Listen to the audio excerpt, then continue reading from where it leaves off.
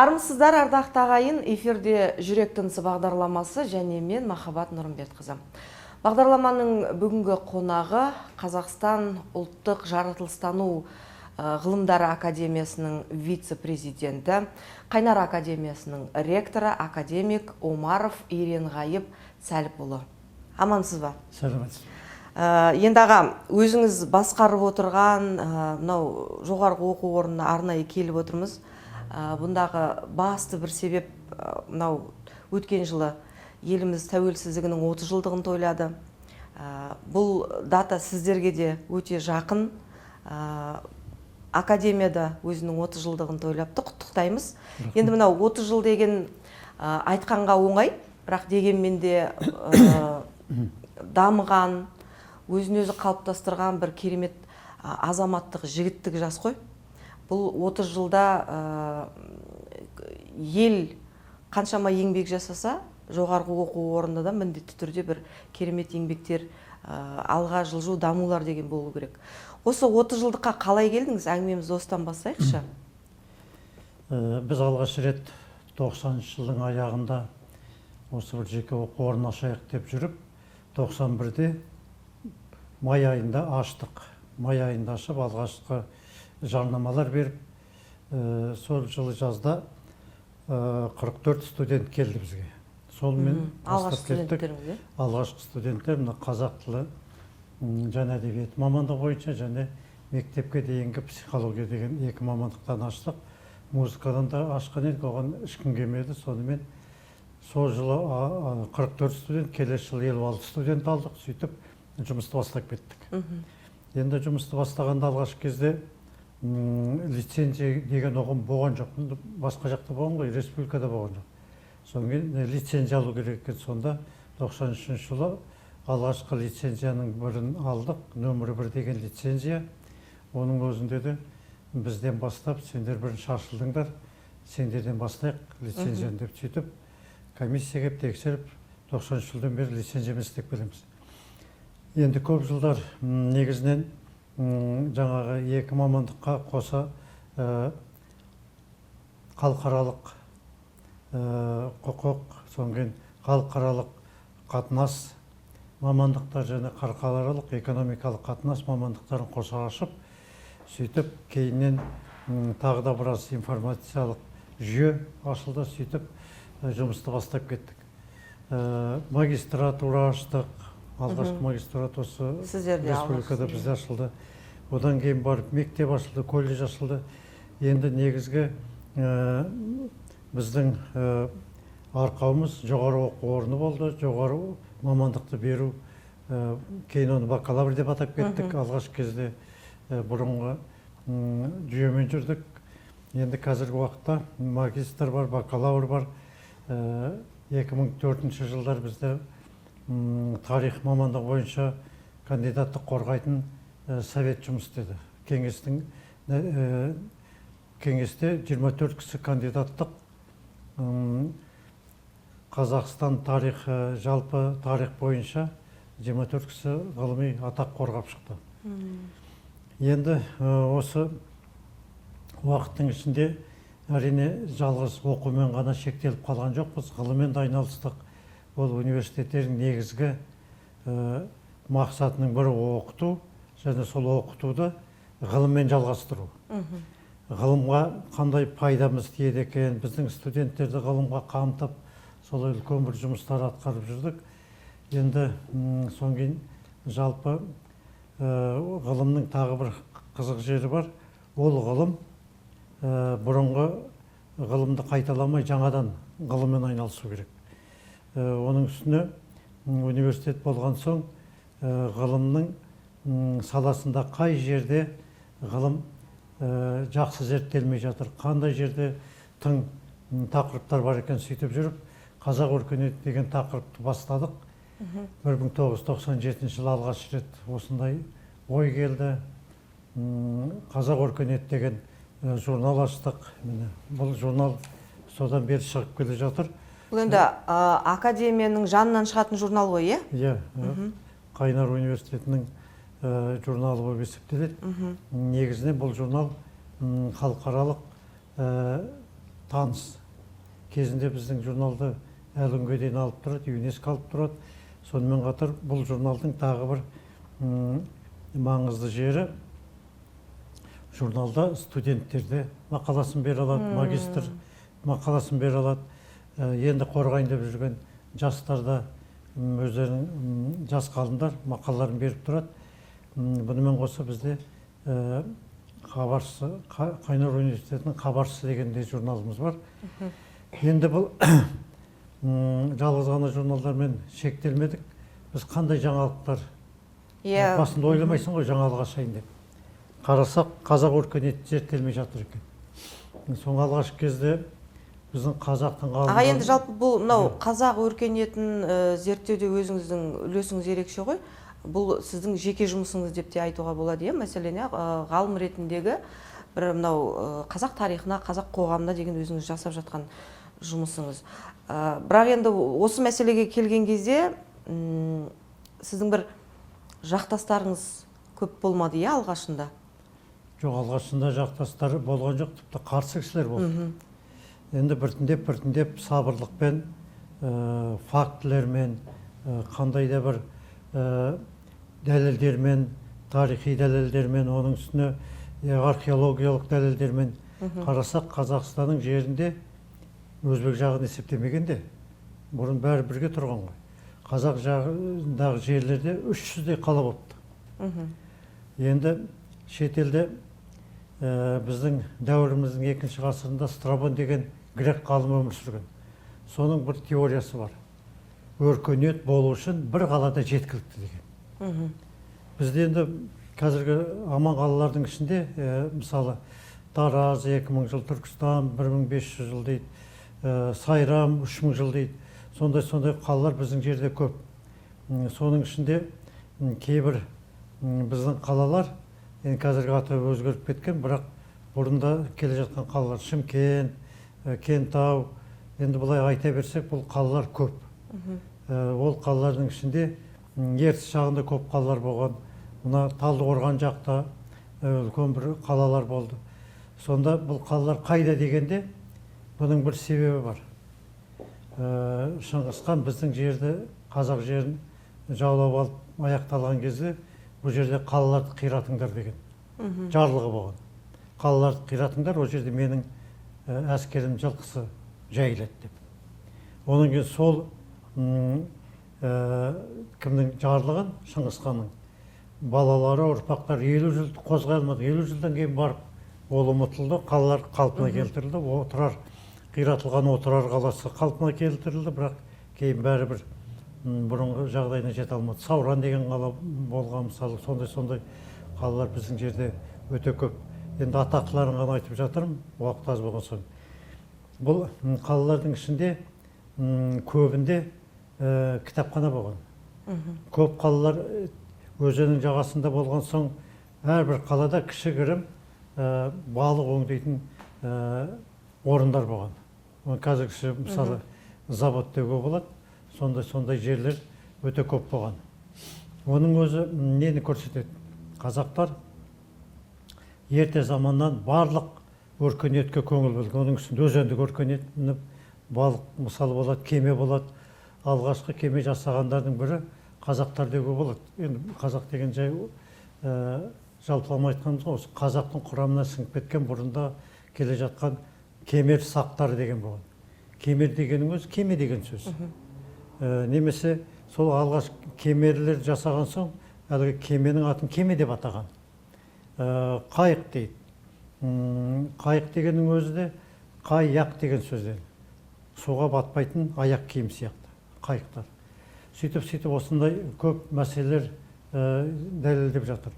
Өзендік өркениет деген ең алғашқы өркениеттің бірі. Дүниежүзі солай есептейді. Өзендік өркениеттің алғаш шыққан жерлері Египет, Нил өзенінің бойында, одан кейін Ефрат пен Тигр деген өзеннің арасында, екі өзеннің ортасындағы Междуречье дейді. Ол жердегі өркениет Месопотамия өркениет. Ол да өзендік өркениет болған. Одан кейін өзендік өркениет біз жақта болған. Сырдария мен Амударияның ортасы және Орал теңізі мен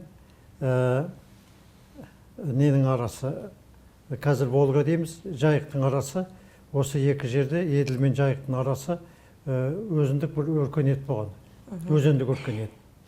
Мысалы, бұдан 300 жылдай бұрын бірінші Петр қазақ жеріне экспедиция жіберген. Ертіс жағына.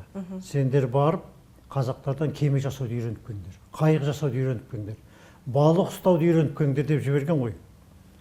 Сол экспедиция осы жаққа келеді, тағы тапсырма береді. Көрген нәрселеріңді, қызық нәрсені алып келіңдер. Сөйтіп сол экспедиция Семей жақта бір байдың үйіне келсе, 27 кітап жатыр. Қағазға жазылған кітап, сырты түптелген. Соның ішінен ана байдан сатып алды ма, сұрап алды ма, 3 кітапты Петербургқа алып барған екен. Екеуі сонда жатыр. Кунсткамера деген жерде біреуін Лувр сұрап апты. Біреуі Луврда жатыр. Енді соңғы ана 30 кітап болған, 27-сін кейін аламын деп келісіп келген екен. Ол 4-5 жылдан кейін ана байды таба алмайды. Көшіп жүргенде олар. Сонда бұл бір кісінің кітапханасынан табылған 30 кітап. Ондай болса енді елдің бәрінде бар ғой. Содан кейін кітаптың мәселесін қарай бастадым. Сөйтсе, кітапта әр жерде жазылған ғой, әртүрлі ғой. Біреу балшыққа жазған, былай сына жазулармен, қытайлар сүйекке жазған, қытайлар ағашқа жазған, соңын қытайлар жауырынға жазған, қойдың жауырынына. Сондай қазақтар алғаш рет қағаз ойлап тапқан. Оған тағы бір дәлел. Кейде осындай бір дәлел не етейін десең, біздің тарихшылар бәрі күдікпен қарайды. Ноғайдан шыққан пәле деп. Жоқ. 6 ғасырда, бұдан 1500 жыл бұрын шамамен, Арал теңіздің солтүстік жағында, қазіргі Ақтөбе, солтүстік жағында Арал теңізі, Арал қаласы шығыс жағы, сол Арал теңізінің солтүстік жағында ақ қағаз деген патшайым болған. Сақтардың патшайым, енді күйеуі марқұм болып кеткен соң өзі билікті жүргізіп отырған ғой. 6 ғасырда қазақтар баласына қандай ат қояды? Алтын дейді, күміс дейді, маржан дейді, меруерт дейді. Алтын деп қойса, алтын деген сол кезде белгілі болған. Қағаз деген, ақ қағаз деп қойса, қағаз белгілі болған. Және құнды зат болған. Сонда ол қыз балаға атты енді кім қояды? Атасы қояды ма, әйтеуір үлкен кісілер қояды ғой. Сонда 5-4 ғасырда қағаз белгілі болған. Қағаз белгілі болған, және сол кезде қағаз деп атаған. Себебі анау ақ қағаз деген патшайым болды деп француздың ғалымы жазып кеткен. Сол жазуды ол Қытайдың жерінен тауыпты. Қазақтың жерінде ақ қағаз деген патшайым болған деп. Көрдіңіз бе, тарихта қалған. Енді оны ешкім ойлап таппайды ғой, француз тем более ақ қағаз десе ақ қағаз, оған бәрібір. Енді сондай дәлелдермен алғашқы қағазды шығара бастаған. Оны тағы да кім жазып кетеді? Мұрат Аджи деген Москва тарихшысы. Ол айтады, қағазды ойлап тапқан қазақтар Шу өңірінде, Тараз жақта. Сол қағаздан қағаз жасаған. Ол кейін оны конопля дейді ме, сол тоқылған. Кейін білесіздер, бұрынғы уақытта бір болды. Хлопчата бумажный дейтін қазақшасы, сондай материал болған. Көрдіңіз бе? Хлопчата бумажный, сонда бұл мақтамен қағаз тектес кенекті жазып жасаған. Сол қағазды не үшін жасаған? Неменеге қағаз шығара қалдық? Значит, кітап керек болған. Отырар кітапханасы дүние жүзіндегі кітапханалардың бірі дейді. Европалықтар қимайды, екінші дейді. Александриядан келді. Ойбай, Александрияңыз біздің дәуірге дейінгі 70-ші жыл өртеніп кеткен, түк қалмаған. 2070 жыл бұрын. Отырар кітапханасы мөлшермен, енді кейбір деректерге қарағанда Отырар қаласы 5-6 ғасырда шыға бастаған. Сол ақ қағаздың заманы, патшайым ақ қағаздың. Сол кезде кітап керек болған соң қағаз жазылған. Қағаздың бір жақсы жері, Оған дейін әрине болған, теріге жазатын, теріні тышқан жеп қояды, анау мынау. Онан кейін басқа біздің жақта да балшыққа кітап жазған. Балшықты кеппей тұрғанда тез жазады, онан кейін пешке кептірді, сөйтіп жазу қалады.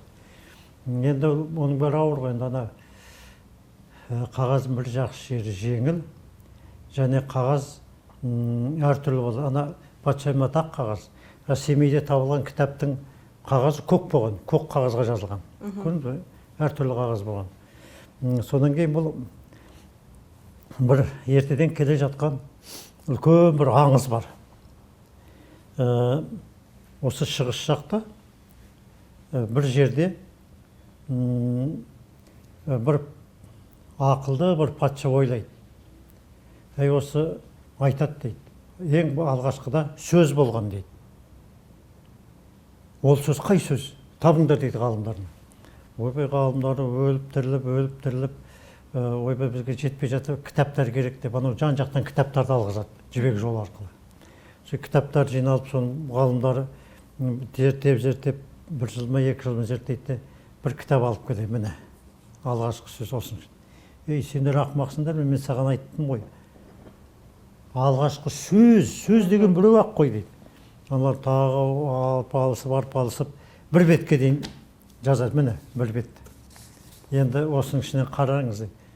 Әлі түсінбей жүрсің. Бірақ сөз, сол бір сөз табады ғой аяғында. Сол сөз тапқан соң бәрі қуанып, сол сөз іздейміз деп талай кітап жиналады, талай ғалымдар басын қосады. Сол қалап отырар шығарма дегенмен де ой келеді кейде. Отырар кітапханасы жиналды ғой. Содан кейін Шыңғыс хан біз жаққа жорықпен келеді отырарға. Ол басында оның жоспарында жоқ болатын, отырарды шабамын, отырарды қиратамын деп. Ол мүмкін сол сөзді сұраған шығар. Ана сөз қандай сөз? Айтыңдаршы деген шығар.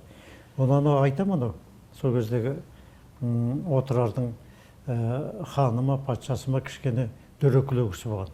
Келген елшілерін өлтіріп, мазақ қылған. Содан кейін келеді, ана қаланы шабат. Сол кезде қала қырғын қоршауда тұрады ғой. Сол кезде елдің бәрі ана кітапты жердің астына тығады ғой. Олай болса Шыңғыс хан кітап іздеп келген. Кітапты жердің астына тығып, ешкім көре алмайтын қып, таба алмайтын қып, сол кітап жердің астында қалған ғой.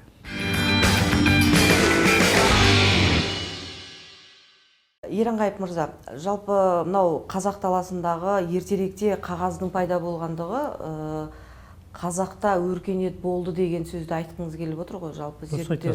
Енді мынау өркениеттен бөлек сіз Атилланы, Еділ патшаны зерттеген тұлғасыз. Одан бөлек басқа да тарихи тұлғаларды зерттеп жүрсіз. Енді сізге дейін Атилла көп зерттеле қоймады. Онда да жаңағы айтып отырғандай өзіңізбен пікірлес болатын адамдар, тарихшылар көп бола қойған жоқ. Бүгінде жалпы қалай енді бұл сіздің осыдан бір бәлен жылғы бір жұмысыңыз ғой, қазір тарихшылармен ой пікірлеріңіз бір жерден шыға ма, жоқ әлі де бір дәлелдеулермен келе жатсыз? Жоқ, енді Атилла жағынан талас көп тумайды. Бұны зерттеп жүрген ғалымдар бар, бір-екеуін айта кетейін. Қалқаман Жұмағұлов деген тарихшы, профессор, одан кейін Өтенияз Самат деген тарихшы бар. Жұмағұлов неміс тілді, Өтенияз испан тілін біледі. Сөйтіп, одан кейін енді мен енді ағылшын тілінен шалап-құла білемін, бірақ тілшілерге беріп, солар аударып тұрды ғой. Мен Европаға барған сайын, Қытайға барсам да, қайда жүрсем де, қазаққа байланысты кітаптарды алып келем ғой. Талай шамадан сынды, жыртылды кітаптардан. Сол кітаптарды осы жақта зерттеп, аударып, соның ішінен талай нәрсе. Маған дейін зерттеушілер Атилланың портреті қандай екен деген онша мән бермеген. Әйтеуір қазақ сала салады, қазақтың бір батырына келтіріп, кейде тіпті қазіргі біреудің бейнесін ала салады, көрініп тұрады. Ал іс жүзінде Атилла заманында қазақтар, ғұндар аздап европалық кейіпте болған. Кейін барып кішкене Қытай араласты, кейін моңғол араласты дейді. сөйтіп азиаттық моңғол типтес халық бола бастады. Алғашқы кезінде оған тағы бір дәлел, Қытай жеріне жақта бір шөл бар, Тақламақан деген. О жаққа да қазақтар барған. Сонда бір бейіттің ішінде кісілер сол күй сақталып қалды, мумия сияқты. Ана жерде енді қақаған суық қысты күні, жазды күні 50-60 градустық. Сонда әлгі адамның бейнесі сақталған екен. Түрлеріне қарасаң, европалық.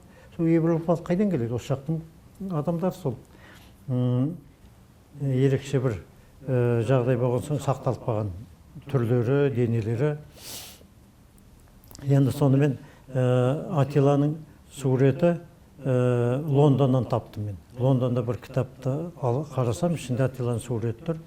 Ол сурет 1810 жылы салынған екен. Мен де Атила Европаға барғанда Европа сурет салатын. О кезде мұсылмандық жоқ, мұсылмандар да сурет салған о кезде. Ол 5-ші ғасырда өмір сүрген, мұсылмандық 6-ші ғасырдың 7-ші ғасырда келді ғой, алдымен Арабияда, одан кейін басқа жаққа тарады. Сол суретін тауып, сол суретінен міне мүсін тұр. Бұл Атиланың негізгі ойы ғұндардың басшысы болған соң, ғұндардың ішінде жалпы ертеде қазақтарда құл деген сөз болмаған. Бірақ алғашқы құл деген сөз болды, ол шетелдік деген сөз екен. Шетелдікті құл деген. Мынау құл, значит, шетелден келген. Қазақ емес деген сөз, ғұн емес деген сөз. Сонымен енді кейін бар бұны құл дегенге көшіріп жүрген. Сонда Европаға барғанда Атила негізгі өркениетке енгізгені біріншіден атты аскер дегенді кіргізді. Оған дейін шетелде атты аскер деген болмаған. Болса да жай ғана ана патшалар, қолбасшылар отырып неткен анда-бұнда барғанда. Әскери түрінде атты аскер деген қолданылмаған. Соны енгіз, онан кейін құлдықты жойды. Римге барды да келісім шартқа былай деп қойды. Құлдық дегенді қоясыңдар. Құлдық деген болмайды деп. Бәр адам дүниеге тең правалы болып туған. Бәрінің адамгершілікке, бәр адам бақытты болуға правасы бар. Ол құл болуға, құл болмау керек. Деп сөйтіп құлдықты жойған. Бұл енді дүниесі бұны растайды, бұған дәлел жетеді. Сонген бұл Атила шетелге, Европалық жаққа. Ол кезде Европа жақ Рим империясы дейді, Рим өркениеті дейді. Кетіп бара жатқандай өркениеті болмаған. Мысалы, етік дегенде білмеген. Бір сандалик бірдеме кие салады аяғына. Содан кейін етікпен барып, өкшемен барып, шалбармен алғаш шалбарды ойлап тапқан ғұндар. Сол заманда және етікке өкше қойған. Өкше қойғанда, үзеңгіде отырғанда нық отырады. Содан кейін бұл әскери өнердің де көп түрлерін қолданған. Сонымен әскери өнерінің өте мықты болған. Сонда сол кездегі 5-ші ғасырдағы Европаның патшалары балаларын Атилаға жіберген ғой. Үйреніңдер, әскери өнерге. Ол жасыратын жоқ, үйретіп, бала кезінен алып, үйретіп сөйтіп жүрген. Ал енді Европаның корольдары қыздарын Атиланың әйеліне жіберген ғой. Барып үйреніңдер. Жібек тоқуды үйреніңдер, жүн тоқуды үйреніңдер. Тағы сондай тұрмысқа әйел адам қажетті, өнердің бәрін үйреніңдер деп. Содан мына алғаш жүннен свитер тоқыған, свитер дейміз, водолазка дейді қазір орысшалағанда. Соны алғаш қазақтар тоқыған, содан қазақ деп аталған. Біз қазақтар өзіміз ұмытып кеттік, бірақ түріктер Турцияда қазақ деп айтады. Сол свитерді? Свитер. Бір рет мен бір магазинге кірсем, жазылып тұр қазақ деп. Немене қазақ деп барсам, сол свитер екен. Бітеу тоқылса солай. Соңғы сіздер көрдіңіздер ме? Бір түймелер бар. Мынандай ұзынша келген түйме ілгекпен іледі. Ол түйменің аты Атила, Европада. Сол түймені Атила түймесі дейді. Мысалы сондай енді қазір енді оның бәрін бір жағынан қызықта, бір жағынан сонша маңызды да емес шығар, бірақ не дегенмен біздің өркениетті болғанымызды дәлелдейді. Содан кейін бұл өркениеттің негізгі нышандары қала болу керек, қала бар. Бір жерде жазу дейді. Бізде жазу тұрмақ, қағаз шығарғанбыз, кітап шығарғанбыз. Өзіміздің Орхон Енисей жазу дейді, сол жазу болған, оны қына жазу дейді. Одан кейін барып, кейін мұсылмандық келген соң бәріміз арабшаға ауысып кеттік қой, ол мұсылмандық қабылдаған соң ол негізгі шарт болды. Сөйтіп, сол жазулар ұмытыла бастады. Енді сол жазулардың кейбір қалдықтары әр жерден шығып жатыр. Алтын адам табылғанда, алтын адамның қасынан бір сол жерден не шықты ғой, бір үлкен бір таба шыққан. Табада сына жазумен жазып қойған. Сондай тарихи жеткен дәлелдер көп. Сонан кейін осы өркениетті болсақ, қандай іздері қалды екен деп мен ойласып, анау негізінен жібек жолын шарлауды арман қойдым. Сөйтіп 10 жыл, жоқ 15 жылдай ма уақыт кетті. Енді әр кетсе енді университетте жұмыс істеген соң көпке шыға алмайсың. Әр кетсе 2 ай, тіпті ондай жағдай болған жоқ. Әр кетсе сол 1 ай, әйтпесе одан да аз. Сөйтіп әр жерді қарап, анау Қытай қамалынан бастап Португалияға дейін. Жалпы жібек жолы Стамбулмен аяқталған, бірақ мен әр қарай барайыншы деп не бар. Сөйтсем, Португалияда балбалдар бар екен. Біздің балбалдар сияқты, бірақ өте әдемі екен. Түрлері құйып қойған қазақ, моңғол, о жаққа барса сол ғұндар ғана барған ғой. Одан басқа о жаққа еуропалықтарға басқа халық бармаған. Әлгілердің үстіндегі шапаны, кәдімгі шапан, жағалы шапан, артына оюлар сақ қойып, ою қазақтың оюы. Былай. Содан кейін кереге, төмен жағына кереге салынып қойған. Сондай әшекейленген. Сол балбал қазір Португалияның символы. Бізде алтын адамды айтамыз ғой, біздің символ деп. О жақта сол балбалдар. Енді бірақ әрине өзінің жалауы бар, гербі бар, бірақ ана әр жерге қойып қояды. Осындай дәлелдер арқылы. Еренғайып аға, жалпы мынау қазір қолымда қазақ өркениетінің негіздеген сіздің еңбегіңіз тұр. Бұл енді өзіңіздің көп жылды жаңағы дәлелдеп келе жатқан, зерттеп келе жатқан дүниелеріңіз ғой.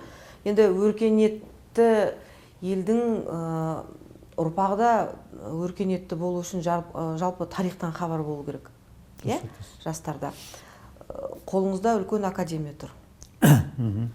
Оқулық ретінде енгізілді ма? Жалпы бұл оқулық ретінде енгізілді.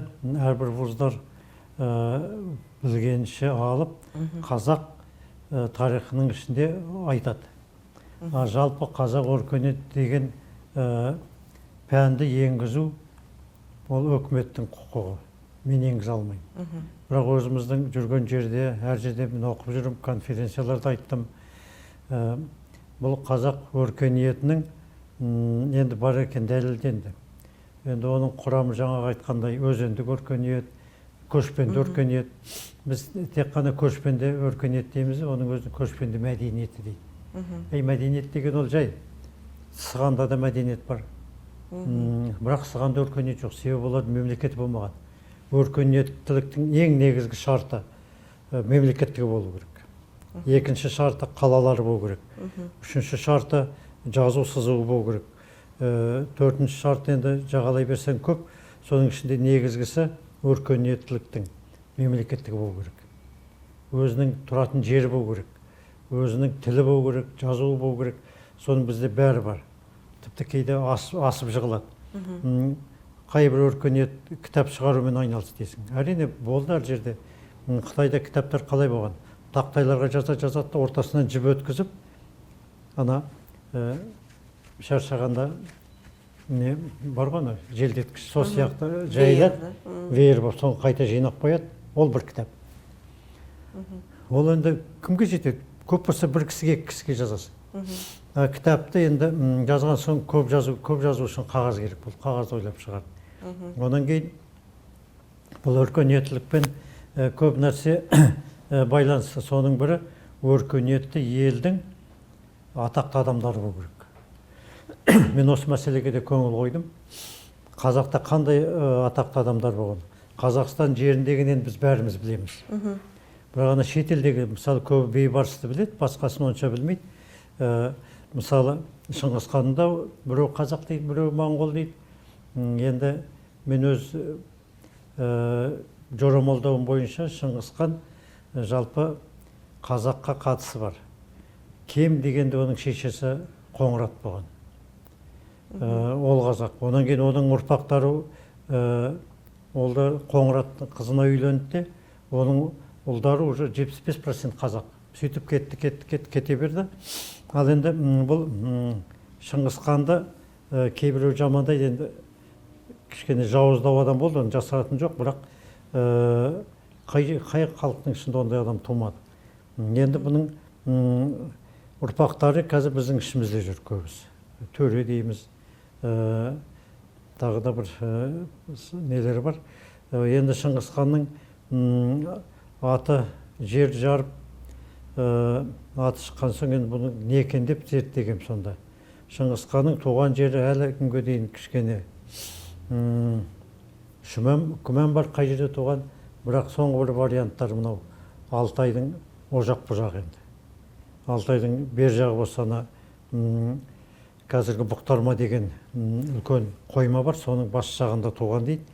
Бұқтарма қоймасын ешкімге керек жоқ, соны қойма қойған, ана Шыңғыс хан туған жер судың астында қалсын деген ой болған дейді. Енді одан кейін бейбарыс, енді туған жері шамамен Жайық пен Еділдің Ожақ бұжағы, бірақ сол жақтан оны бала кезінде алып кеткен ғой. Египетте әскерлер аздау болды, онан кейін әскерді басқару қиын болды, сауатты адамдар болмады. Сондықтан әскери сауат. Сол жастарды жинап әкеп, соларды жас кезінен үйретіп, сөйтіп сол жаққа талай қазақтың азаматтары бала кезінен барып сол жақта қалған. Сол кездегі қазақтың, жоқ, Египеттің мамлюктері деп атады оны. Мамлюктердің шыққан патшалардың 70-80% осы қазақтан шыққан азаматтар, балалар. Сол кезден соң кейін бейбарыстан кейін болған дейін бе, бұрын алғаш алып кеткен ғой, сұратып алатын болды. Енді ана қазақ жігіттері, ұрпақтары қазақ болсын деп қазақтың қыздарын алғызды ғой, аналарға, қалыңдыққа. Сөйтіп үлкен Египет пен Алтын Орданың арасы үлкен бір сондай мәдени қарым-қатынас болған. Енді сондай ішінен аты шыққан бір бейбарыс, онан кейін барып, содан кейін Бабыр патша деген бар. Бабыр патша қырғыздармен соғысты, өзбектермен соғысты, қазақпен соғысты деген сөз жоқ. Олай болса, бұл не қазақ болмаса да қазақтың атын шығарып жүрген патша Бабыр патша. Оның ерекше бір жері, елдің көбі білмейді. Бабыр патша өзінің алфавитін шығарған ғой. Анау мұсылмандық келген соң бәрі араб алфавитіне ауысып кетті де, мынау болмайды, біздің өзіміздің алфавитіміз болған деп өзінің алфавитін шығарған. Сол алфавит жоқ болып кетті. Ешкім білмейді. Мына мұсылмандар, мұсылманның соған болуған қарсы шыққан. Бірақ енді бұл Бабыр патша кейін Ауғанстан жеріне көшіп кетті, сол жақты басқарып тұрды. Одан әрі Индияға кетті. Индияда Бабыр патшаның кезінде үлкен бір Моғол деген империя құрылды. Соның ұрпақтары ары қарай жалғастырып тұрды. Сонда әлгі Ақпар дегені болған сол Бабырдың бір ұрпақтарының бірі. Сол Тараздан биші қыздар алғызып тұрған ғой. Ана жақты қалып жөнді билей алмайды. Көрдіңіз бе? Сондай үлкен бір, енді Фарабиді бәріңіз білесіздер. Енді Фарабиге көп тоқталмай-ақ қояйық. Енді Фараби дүние жүзіндегі, енді Европаны мен Азияны айтады, дүние жүзіндегі негізінен алғашқы ұстаздардың бірі. Фараби үлкен бір ғалым болған, үлкен мәдениетті басқара білген, сол көп еңбектер жазып кеткен. Қала туралы, мемлекетті басқару туралы, енді осындай айтар болсақ көп айта беруге болады. Ал енді Баласағұн деген ғалым болған, бұны көбі білмейді. Білсе де, ана кезінде қырғыздар Ресейдің бір ғалымы кеп, бұл қырғыз ғалымы деп айта салғанда, Совет одағы кезінде о бастан ешкімді қазаққа жұғындырмау керек болды. Бір атақты бір қазақ демейді, көрші өзбек болса өзбек дейді, қырғыз болса қырғыз дей салады, Монғолияға жақын болса Монғолия дей салады. Сонда мынандай ұлан байтақ жерде адам тұрмаған сияқты болады. Негізгі мақсаттар сол болды. Мынау бос жатқан жер, бұл біздің жер деп Ресейдің ежелден келе жатқан арманы осы жерді алып алу.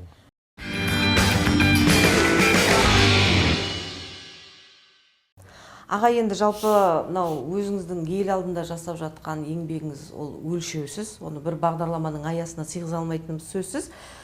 Дегенмен де енді бағдарламаға берілген уақыт өз мәресіне жетіп қалды. Бір соңғы сауалым болсын. Жалпы мынау сіздің ғылымға қосып жүрген үлесіңіз бұл тарихты зерттеу.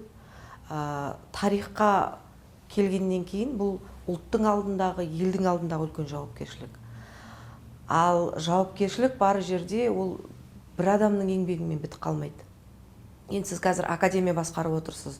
Бұндағы оқып шыққаны болсын, қазір оқып жатқаны болсын, әрбір студент сөзсіз ол сіздің шәкіртіңіз ғой.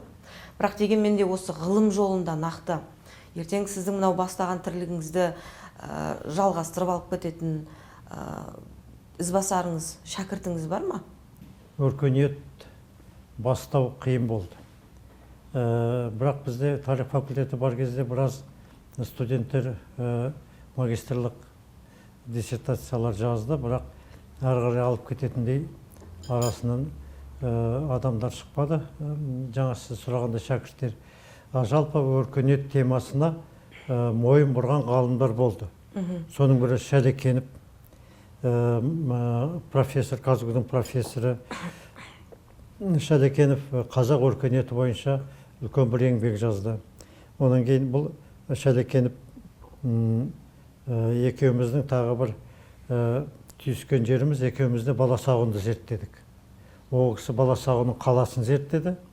Баласағұн қаласы Шудан бері қарай жолдың бойында қазіргі жазатын өтетін жібек жолы сол жерден өтеді. Сол қаласының тұрған жерін қараса, әлгі қаланың қорғаны болған, қорғанының ұзындығы 50 километр.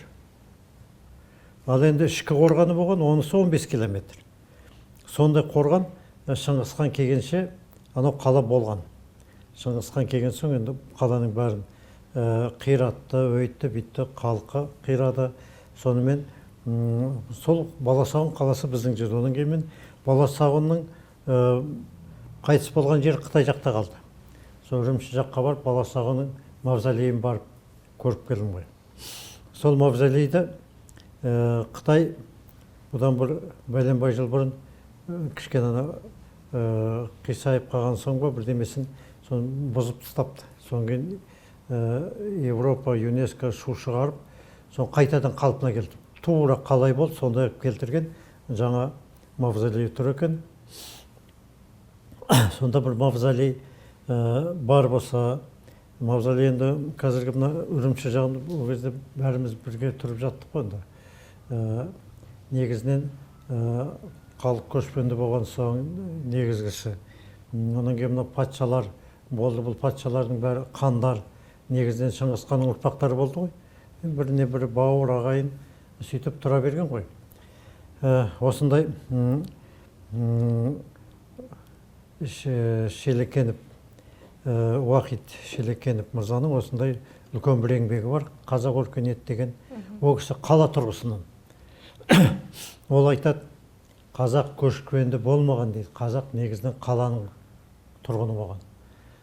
Қаланың көшпенділерін қазақ деп айтқан дейді. Енді оның кісінің өз вариант, өз жобасы. Жалпы мынау қазақ деген сөздің шыққанына кем дегенде бір 2,5 мың жылдан асып кетті. Оны мен емес, Олжас Сүлейменов жазады. Кезінде дейді, Персия мен парсылар, қазіргі Иран, түріктер бір-бірімен тайталасып, жауласып, кім жеңеді, кім бірін-бірі басып алып сөйтіп тұрған заманда бір кезде парсының патшасы жеңіп, үлкен бір жартасқа өзінің жеңісін көрсетіп, үлкен барельеф жасайды. Сол барельефте қай мемлекеттің патшаларын жеңдім деп көрсетіп қойған. Бәрі бірінен кейін бірі келіп тұр. Соның ішінде Сақ, Қасақ деген патша тұр дейді. Сақ, Қасақ десе, Қасақ деген болған ғой. Сы дейміз бе, зы дейміз бе, ол үндестікке байланысты. Біз мысалы негізінен Қасақ шығармыз. Бізді ұмытпасам осы немістер Қасақ я дейді. Біз өзіміз сыны зыға айналдырып қазақпыз дейміз. Қас-сақ деген сөз, нағыз сақ деген сөз. Мына баласағұнның екінші аты қас қажым дейді. Қас деген сөз негізгі деген сөз. Басшы деген сөз. Бас уәзір. Бас уәзір қас деп аталған атақ. Сонда қас сақтар Европада да жазады. Сақтар дейді, скифтер. Арасы бірнешеге бөлінген дейді. Массагет дейді, қас-сақ дейді деп. Соның ішінде патшалық сақтар болған дейді. Олар қас-сақтар, царский скифі дейді. Сол қазақ деген сөз ерте заманнан келе жатқан сөз. Ол онан кейін Шыңғыс ханның кезінде де сондай болған. Шыңғыс хан бір сөзінде айтады, мен қазақтардың ішінде жүрмін деп. Сол сияқты көп мәселелер ерте заманнан кейбір айтады, қазақ деген қазақ хандығы шыққанда ғана шықты деп. Жоқ, оған дейін болған. Мысалы, бір Дулатидың бір несі бар еңбегінде. Қыпшақ дейміз, Қыпшақ дегенде қазақты еске түсіреміз. Қазақ десе Қыпшақты еске түсіреміз. Мысалы, қазақ деген сөз қаз, аспанда ұшып жүретін, аққу. Европада да солай деп бізді қуман деген. Ман деген адам деген, қуман қаз адам. Яғни біздің қазақтардың, қыпшақтардың негізгі бұлай лақабат емес, негізінен